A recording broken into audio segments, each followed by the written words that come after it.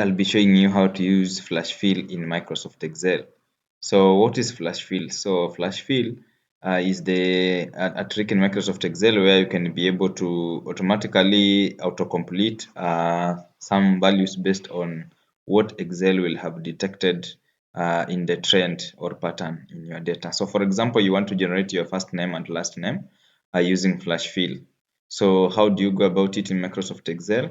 So you just come here. Let's say you have here your first name.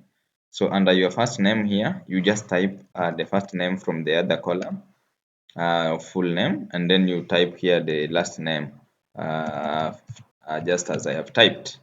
So once you have done that, no matter how large data set you can have, just select your whole column that is containing values, your whole column where you want to autofill from the full name. So let's say we start with the first name, highlight the whole place where we have data in the preceding column, which is full name, and then just control E, it will automatically complete.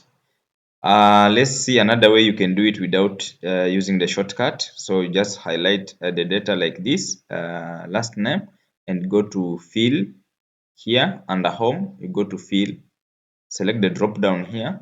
You will see flash fill here. So just click flash fill, and you see it has automatically detected the trend from the previous. Thank you.